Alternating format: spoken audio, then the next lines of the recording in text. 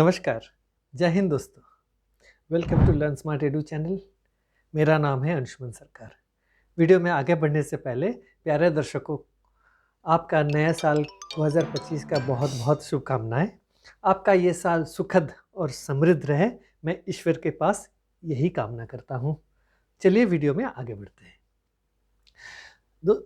दोस्तों, बांग्लादेश के जो आर्मी चीफ हैं, उन्होंने एक इंटरव्यू दिया। वहाँ के एक लोकल बांग्ला अखबार है प्रथम आलो, उसको उन्होंने एक इंटरव्यू दिया 2 दिसंबर 30 तारीख को। वो छपा है, प्रिंट एडिशन में भी छपा है आज और ऑनलाइन एडिशन में भी छपा है।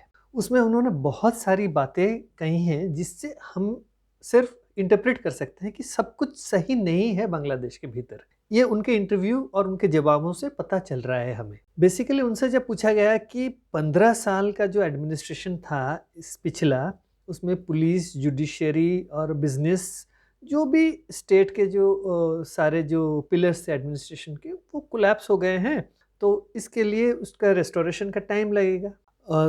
तो आपको क्या लग रहा है, आप इस बारे में क्या बोलना चाहते हैं? तो उन्होंने एक बात कही दोस्तों, आप गौर से सुनिएगा, मैं उसका जवाब अंग्रेजी में अनुवाद जो है उसका मैं आपको पढ़ के बताता हूँ। This will require political parties and A government. The politicians must come forward. This will not be possible without politics and without A political government. उन्होंने सीधे सीधे ये बात कही कि राजनीतिक दलों का बांग्लादेश के भीतर बहुत ही ज़रूरी है और एक सरकार होना ज़रूरी है। उन्होंने कहा कि इलेक्टेड गवर्नमेंट, उन्होंने गवर्नमेंट की बात की। अगले सेंटेंस में भी वो उन्होंने वही कहा, the politicians must come forward. This will not be possible without politics and without A political government. उन्होंने नहीं कहा कि ये इंटरिम सरकार जो है ये सारी चेंजेस वो ला सकती है। उन्होंने कहा कि एक पॉलिटिकल गवर्नमेंट का मतलब यही होता है कि इलेक्शंस के बाद एक गवर्नमेंट बनता है और उसे पॉलिटिकल गवर्नमेंट कहा जाता है। इतना ही नहीं, उन्होंने ये भी बात कही कि देखिए अभी क्या है, अभी जो है उनका कॉन्स्टिट्यूशन जो बताता है, वो क्या बताता है कि आर्मी जो है अभी जो भी गवर्नमेंट का हेड होगा उसके अंडर है, ना कि प्रेसिडेंट ऑफ बांग्लादेश के अंडर। तो अभी जो इंटरिम सरकार है वो अभी ऑर्डर देती है आर्मी को। उसको मैजिस्टेरियल पावर किसने दिया? इंटरिम गवर्नमेंट ने दिया, ना कि प्रेसिडेंट ऑफ बांग्लादेश ने दिया।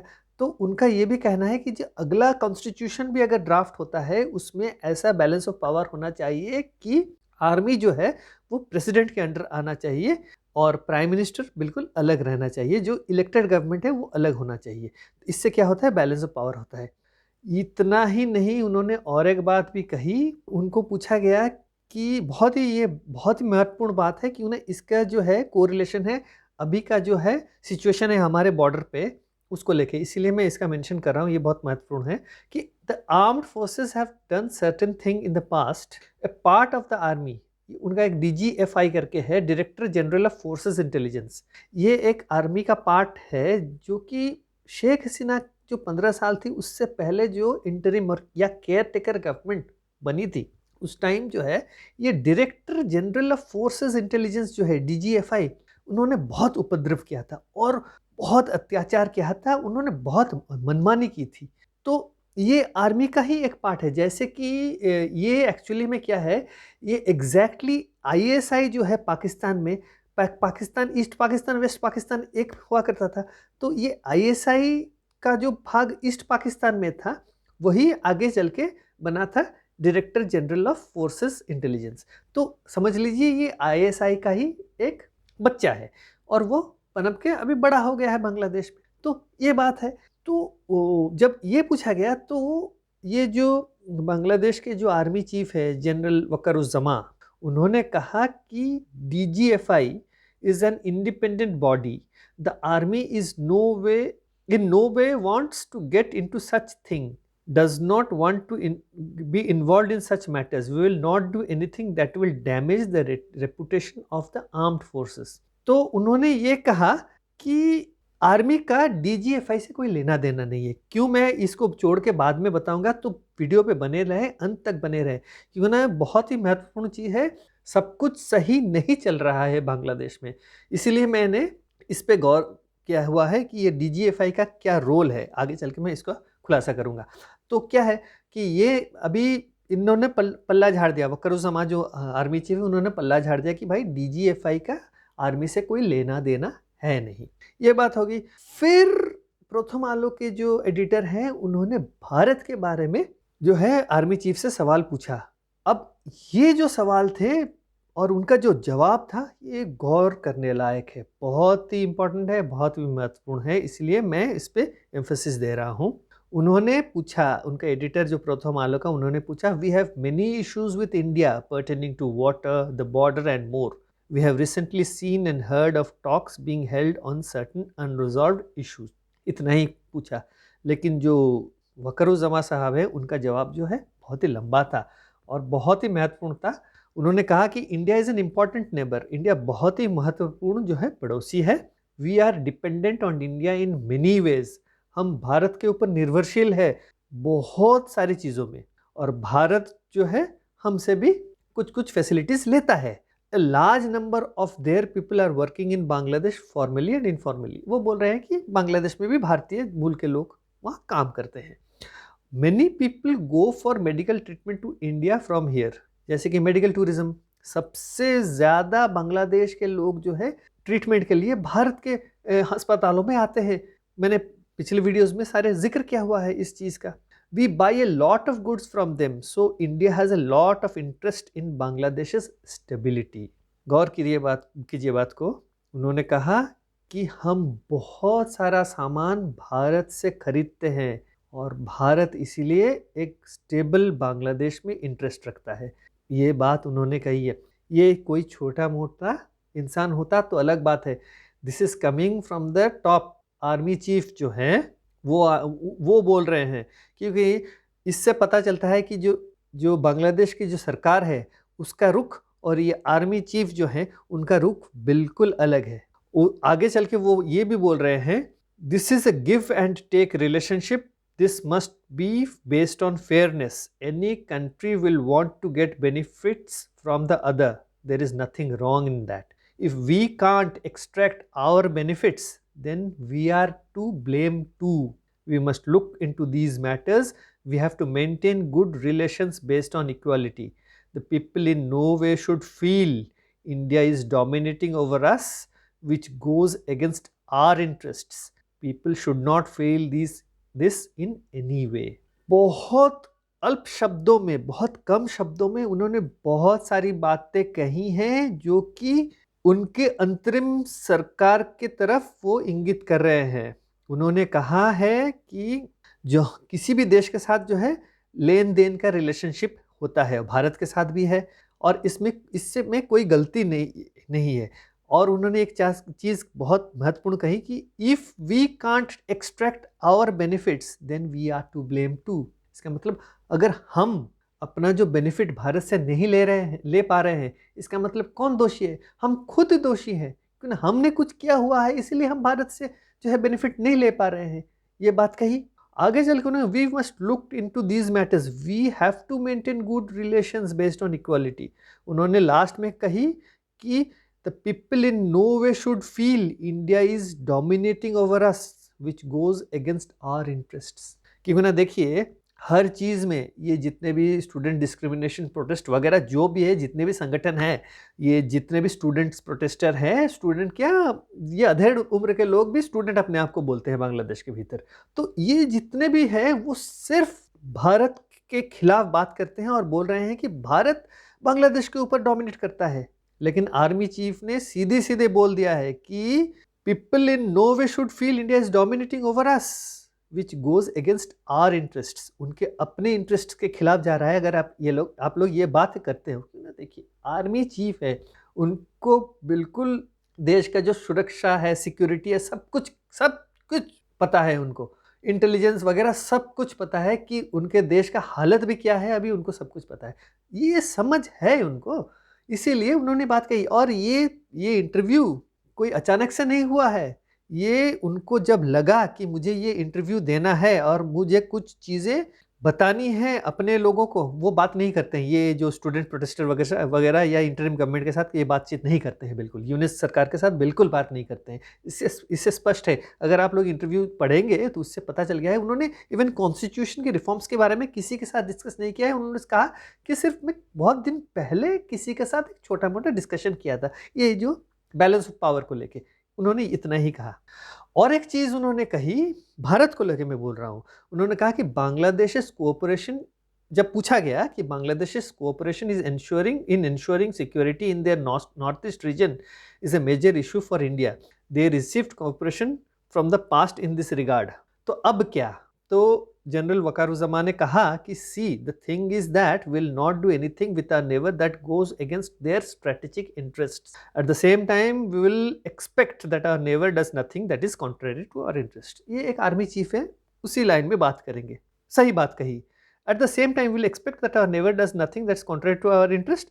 When we look after their interests, they will look after our interests with equal importance. अगर उनको पता है, उन्होंने ये बात कह भी दिया कि अगर हम भारत के खिलाफ कुछ करेंगे तो वो भी हमारे खिलाफ कुछ कर सकते हैं। हम अगर भारत के सिक्योरिटी कंसर्न्स को लेके चिंतित होंगे, हम उनको सुरक्षा देंगे तो भारत भी हमें सुरक्षा देगा। ये रेसिप्रोकल है, गिव एंड टेक वाली बात। Unrest will not be created in the Chittagong hill tracts, the stability along the Myanmar border will not be disrupted either, they will not kill our people along the borders, will get a fair share of water, there is no problem with this, let the relationship be on equal footing। उन्होंने ये भी कहा कि सारी चीज़ें peaceful रहेंगी। उन्होंने एक वायदा भी किया है कि कोई भी अनरेस्ट नहीं होगा चिटागोंग हिल ट्रैक्ट रीजन में, त्रिपुरा के बॉर्डर में, मणिपुर हो, कहीं पे भी हो, कोई, उन्होंने वायदा किया है। देखते हैं आगे आगे होता है कि मैं बताऊंगा आगे चल के वीडियो में कि एग्जैक्टली क्या हो रहा है और उनको क्यों आगे आना पड़ा। भारत को भी उन्होंने कुछ ऐसी चीज़ें वेल्ड में भी बताई है जो हम समझ सकते हैं। यू हैव टू इंटरप्रेट, हमें कड़ियाँ जोड़नी है। 2+2=4 ऐसे ही किया जाता है। कोई तो डायरेक्टली कोई बात नहीं बोलता है, ऐसे इशारों इशारों में बात करता है, आपको समझना पड़ता है ये बातों को। तो ये इंटरव्यू हुआ, ये इंटरव्यू एग्जैक्टली हुआ क्यों है? क्योंकि ना ये यूनिस सरकार जो है भारत के खिलाफ बहुत सारी चीज़ें करता रहा। और देखिए, वो सिर्फ यूनिस गवर्नमेंट जो है सिर्फ ध्यान भटका रहा है लोगों का, कभी भारत के ऊपर, कभी अंदरूनी, कभी भारत के ऊपर, कभी अंदरूनी। तो मैं थोड़ा ये चीज़ें आपको याद दिला दूं कि छोटे छोटे चीज़ क्या क्या है उन लोगों ने इस दौरान। They are playing to the galleries. क्या है, इनको खुश करने के लिए ये जो स्टूडेंट प्रोटेस्टर्स है जो कि मॉब चलाते हैं बांग्लादेश के भीतर, अभी क्या है, अभी जो है ये स्टूडेंट्स जो है ग्रुप्स बना के अपना जो मॉब चलाते हैं। अगर हम अफगानिस्तान की बात करेंगे तो वो वॉर लॉर्ड्स हैं, यहाँ बांग्लादेश के भीतर अगर बात करेंगे तो ये मॉब लॉर्ड्स है। स्टूडेंट्स एक एक ग्रुप बना के, अपना एक लीडर है, वो मॉबोक्रेसी, मॉब चलाता है, मॉब लॉर्ड बन गया है। तो इसी तरह से ये लोग अभी ऑपरेट कर रहे हैं बांग्लादेश के भीतर। तो अब क्या है, अब इनको खुश करने के लिए यूनिस सरकार ने क्या उन लोगों ने एक एक्स्ट्राडिशन रिक्वेस्ट भेजा शेख हसीना को लेके भारत को, कि आप लोग शेख हसीना जो है वाजिद, उनको हस्तांतर कर दीजिए बांग्लादेश में, क्यों ना she is wanted in murder trials, माने उन्होंने उनके अंडर बहुत सारे कत्लें हुई हैं, तो हम उनका ट्रायल करेंगे और जस्टिस देंगे। तो ये हुआ। तो ये, लेकिन देखिए भारत की सरकार जो है इसमें उन्होंने सिर्फ कहा कि नो कमेंट, क्यों ना भारत की सरकार जो है will not talk to an unelected illegitimate government.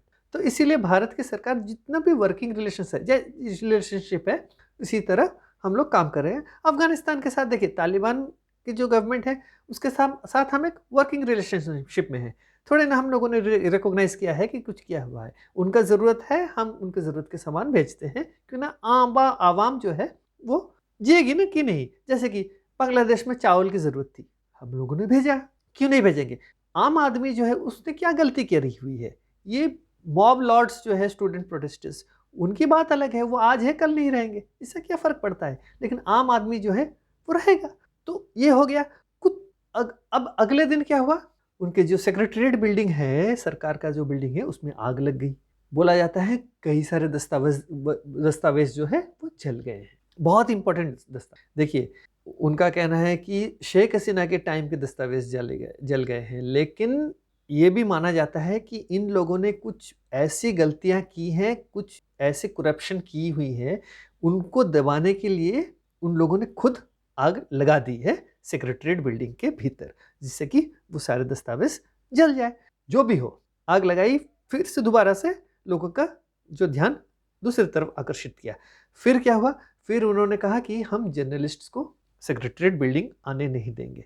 इसका मतलब क्या है, उनका ये भी कहना है कि शायद, आपको क्या समझ में आएगा कि शायद ये जर्नलिस्ट्स में से कोई किसी ने आग लगा दी है। एक आम आदमी की सोच यही सोचेगा। अब उसके बाद क्या हुआ, क्यों रिस्ट्रिक्शन लगाई, मैं बताता हूँ। अब इनको वही जर्नलिस्ट चाहिए जो कि उनके खिलाफ नहीं लिखेगा। तो हर रोज वो पास देते हैं, वो जर्नलिस्ट जाते हैं सेक्रेटरी बिल्डिंग के अंदर। इसका मतलब यूनुस साहब का जो फ्रीडम ऑफ प्रेस वाली बात है सिर्फ एक ढकोसला है। He doesn't want to hear any criticism or published in the press or telecast through the television channels। तो ये बात हो गई। अब उन्होंने एक नया पैंतरा, अब ये एक दो दिन चला, फिर नया पैंतरा किया ना, हम एक काम करेंगे, हम जो है, जो वोटिंग जो है 18 साल का जो वोटिंग एज है उसको कम करके हम 17 साल करेंगे, और जो इलेक्शन के लिए जो खड़ा हो सकता है 25 साल था, उसका एज लिमिट कम करके हम 21 साल करेंगे। देखिए इससे क्या होगा, बाइंग टाइम। अगर 18 साल से भी 17 साल भी किया जाता है तो क्या होगा, वोटर लिस्ट अपग्रेडेशन होगा, बहुत सारे दस्तावेज होंगे। तो ये एक लंबा प्रोसेस है, ये साल भर 1.5 साल भर चलेगा। नया इलेक्टोरल रोल बनेगा वगैरह वगैरह। और 25 साल से 21 साल क्यों, क्योंकि ना जितने भी अभी ये जो स्टूडेंट प्रोटेस्टर्स, ये एक पार्टी बनाएंगे, तो उनके पार्टी में क्या है, उनके पार्टी में जो छोटे मोटे लीडर हैं वो 20-22 साल के हैं, तो उनको भी अभी पार्लियामेंट जाना है, उनको लग रहा है कि वो इलेक्शन जीत के पार्लियामेंट जाएंगे। तो ये जो है, ये दबाव में आके वो कर रहे हैं। 17 क्यों, आप 9 साल कर दीजिए ना, कि बच्चा पैदा होगा बस अगले साल ही वो वोट देना शुरू कर देगा। यूनुस साहब इतना एक्सपीरियंस्ड है, उनको पता है, he knows the world very well, उनको पता है ये सारी चीज़ें, तो वो कर सकते हैं। 17 साल नहीं, आप 9 साल भी कर सकते हो यूनुस साहब, यू कैन डू एनीथिंग।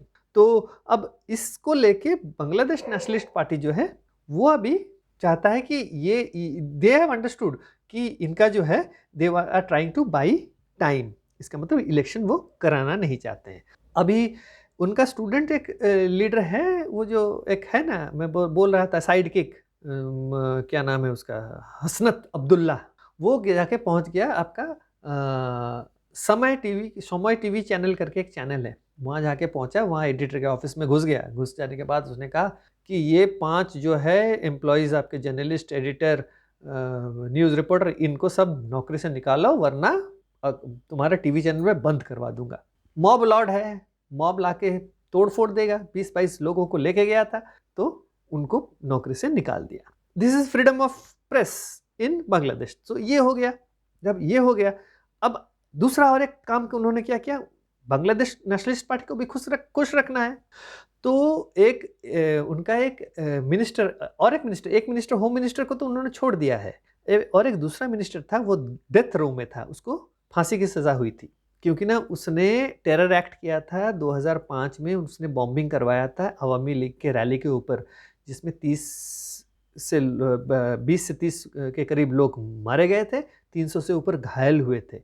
और एक कान से सुन नहीं सकती है शेख हसीना इसी बॉम्ब अटैक में, इसीलिए उनका कान का एक पर्दा फट गया है, तो वो एक कान से वो सुन नहीं सकती है। फिर भी जो है, इस इतने लोगों के मौत के जिम्मेवार है वो, उसका नाम है अब्दुस सलाम पिंटू। ये एक्चुअली में उनके यहाँ एक एजुकेशन मिनिस्टर हुआ करता था। एजुकेशन मिनिस्टर टेरर एक्ट करता है, उसका भाई जो है वो भी पीओके और भारत के भीतर जो स्लीपर सेल है वो एंड टेरर एक्ट्स सारे भारत के भीतर करवाता है। वो और उसका भाई, ये पिंटू जो है, अब्दुस सलाम पिंटू और उसका भाई, ये दोनों फंड करते थे और आर्म्स एंड एम्युनिशन सप्लाई करते थे भारत के भीतर टेरर एक्ट्स करवाने में। एजुकेशन मिनिस्टर था, तो अगर एजुकेशन मिनिस्टर ऐसा होगा तो आप सोचिए देश में स्टूडेंट्स कैसे होंगे। इससे पता चलता है उस देश का जो है क्या है लेवल है। अब ये तो हो गई ये बात। अब खबर सुनने में आई है कि बांग्लादेश जो है टर्की से टैंक खरीद रहा है। 23 टैंक खरीदेगा 2025 में इसी साल वो डिलीवर होंगे। टर्की से आ रहा है लाइट वेट टैंक आएंगे भाई। 3 तरफ तो लैंड लॉक्ड है, भारत है सामने, उधर बे ऑफ बंगाल है। 270 किलोमीटर का एक छोटा सा बॉर्डर है म्यांमार के साथ। ये टैंक वो इस्तेमाल किसके खिलाफ करेंगे? सोचने वाली बात है। 23 टैंक खरीद रहे हैं, ये बांग्लादेश आर्मी खरीद रही है। वकरुज्जमान साहब बहुत सारी बातें उन्होंने कही है, उसका मैं इज्जत करता हूँ, लिहाज करता हूँ, ठीक है, you have said many things, army chief has said mix, but they are planning to buy 23 tanks. उसके अलावा बांग्लादेश जो है पाकिस्तान से हत्फ या अब्दाली बैलिस्टिक मिसाइल खरीदेगा। ये खबर में आई है, आप लोग अगर रिसर्च करोगे आप लोगों को भी दिख जाएगा। 400 किलोमीटर रेंज के हत्फ टू और अब्दाली जो बैलिस्टिक मिसाइल, इन दोनों से किसी एक मिसाइल वो खरीदेंगे पाकिस्तान से। Range 400 kilometre. नॉर्थ ईस्ट हमारा जो भारत का जो पूरा इलाका है, इधर से उधर it can be targeted. So army chief ने तो कहा कि we want stability, but stability, you have no enemies, you are surrounded by India from the 3 sides, one side by Bay of Bengal. What's the use of that missile? Because otherwise you are safe, no one can attack you. What's the requirement of 400 kilometre range missile? तो ये है। अब और एक बात तो आप लोगों को पता होगा कि फरवरी में पाकिस्तान से आएंगे आर्मी के ऑफिसर्स जो कि ट्रेन करेंगे। आपके मेमन सिंह जो कैंटोनमेंट है वहाँ पे ट्रेन करेंगे, मैं बता रहा हूँ आपको। वो आएंगे, कॉन्टिंजेंट आएगा, मिलिट्री कॉन्टिंजेंट ऑफिसर भी आएंगे जो कि बांग्लादेश आर्मी को ट्रेन करेगी। ये वो लोग आएंगे, वहाँ पे ट्रेनिंग होगी और ये सारी चीज़ें होने वाली है। तो ये एक्चुअली में क्या है, D8 का जब मीटिंग हुआ था, ये गए थे मोहम्मद यूनिस साहब, कायरो इजिप्ट गए थे। वहाँ पे वो शहबाज शरीफ से मिले थे, एर्दोगन से मिले थे, टर्किश प्रेसिडेंट। शहबाज शरीफ के साथ पाकिस्तान के साथ बात हुई है कि हम जो है आपसे, ऐसे भी वो गोला बारूद खरीदते हैं पाकिस्तान से, ये कोई बात नहीं है। और आर्मी चीफ ने अपने इंटरव्यू में कहा है कि हम जो है आर्म्स एंड एमुनिशंस जो है हम चाइना से भी खरीदते हैं, क्योंकि ना वो हमें सस्ते में बेचते हैं। अब जो है पाकिस्तान से वो खरीदेंगे। तो ये यूनिस साहब जो है, अभी इनका जो प्यार जो उमड़ रहा है पाकिस्तान के लिए। 71 में क्या हुआ था, 71 से पहले पाकिस्तान की आर्मी ने यही बांग्लादेश के आम आदमियों के साथ, उनके जो माताएं या दादी या नानियों के साथ क्या किया था, वो सारी चीज़ें वो भूल गए हैं। अभी पाकिस्तान का जो आर्मी है उनका ब्रदर बन चुका है, भाई बन चुका है। अब वो आएंगे, ट्रेन करेंगे। ट्रेन किसको करेंगे? वो ट्रेन वो they are coming to train. देखिए पाकिस्तान आर्मी का स्पेशलाइजेशन क्या है, वो टेररिस्ट्स को ट्रेन कर सकते हैं बहुत अच्छी तरह से। भारत के वेस्टर्न बॉर्डर में, जम्मू एंड कश्मीर में कौन भेजता है टेरर? पाकिस्तान आर्मी भेजता है। तो दे विल ट्रेन टेररिस्ट्स। और टेररिस्ट्स का काम क्या है? वो भारत पे अटैक। वो बोला था ना उन लोगों ने 1000 कट्स वाली बात, तो यही बात है। They are trying to repeat the same thing. अब पता नहीं आगे चल के क्या होने वाला है, लेकिन अब जो है मैं मूल मुद्दे पे आऊँगा। ये जो DGFI वाला जो बात मैंने पहले जिक्र किया था, DGFI का क्या है रोल, मैं बता रहा हूँ आपको क्यों बांग्लादेश के आर्मी चीफ ने पल्ला झाड़ा था। देखिए हमारे इंडियन एजेंसीज के सूत्रों से पता चला है कि जो बांग्लादेश का जो DGFI जो है, आपका directorate general of forces intelligence, ये जो है इंटर सर्विसेज इंटेलिजेंस जो है पाकिस्तान का, उसके साथ उन लोगों ने हाथ मिलाया हुआ है। और इसी के चलते आप लोगों को पता है एक जहाज़ आके उतरी है 21 दिसंबर 2024 को वो चिटागोंग पोर्ट में, चट्टग्राम के पोर्ट में। वहाँ पे 2 कंटेनर पकड़े गए हैं एक्सप्लोजिव्स से भरा। जी हाँ, ये जो 2 कंटेनर हैं उसके फोटोग्राफ्स में है, मैं फोटोग्राफ्स डाल रहा हूँ, आप देख लीजिए। उसको उस पर लिखा हुआ था बॉक्सेस पे सेस्मिक इमल्शन एक्सप्लोसिव। जैसे कि बड़े बड़े बिल्डिंगें हों या पहाड़ों में ब्लास्टिंग हो, ये कुछ इस तरह के चीज़ों में वो इस्तेमाल होता है। भाई बांग्लादेश में क्या है? बांग्लादेश में तो रहने की जगह नहीं है। 17 करोड़ लोग इतनी छोटे से एक देश में रह रहे हैं। जब रहने की जगह नहीं है, आगे चल के उनको खाने को भी नहीं मिलेगा ना। जो ज़मीनें बची हुई हैं उस पर भी वो मकाने बना के रहेंगे तो रहेंगे कहाँ? जाएंगे कहीं नहीं। तो उसके बाद ये किस लिए वो ला रहे हैं? ये इस्तेमाल करने के लिए हमारे सिक्योरिटी एजेंसीज का ये कहना है कि ये जो है हमारे नॉर्थ ईस्ट रीजन में जितने भी अभी जो है प्रॉब्लम्स क्रिएट करेंगे, जो टेरर एक्ट्स करवाएंगे, ये सारी चीज़ें उनके लिए। और ये जो DGFI जो है, ये उनका जो है इंटेलिजेंस विंग है, इसीलिए आर्मी चीफ जो है वो उन्होंने कहा कि ये DGFI जो है हमारे साथ नहीं है, हम उनसे अलग है, पल्ला अपना झाड़ दिया, क्योंकि नहीं, these people will join hands with ISI और वो हमारे नॉर्थ ईस्ट रीजन में पूरा गड़बड़ी फैलाएंगे। तो इसीलिए, और ये जो 2 कंटेनर वाली बात जो है, इसका भी इंटेलिजेंस एजेंसी, हमारे भारत की इंटेलिजेंस एजेंसी की सूत्रों से पता चला है कि एग्जैक्टली आप लोग न्यूज़, बांग्लादेश के न्यूज़ फॉलो करते हैं कि नहीं पता नहीं, दिसंबर के आखिर में हफ्ते में क्या हुआ, 21 तारीख के बाद मैं बात कर रहा हूँ, ये तो कंटेनर लग गया। उसके बाद एक शिप, फिशिंग ट्रॉलर जो कि चट्टग्राम से निकला था सिराजगंज के लिए, एक जगह है, वो फर्टिलाइज़र लेके ट्रॉलर निकला था, एक कार्गो, छोटा मोटा कार्गो शिप जैसे निकला था, उसमें 8-10 क्रू मेंबर्स थे।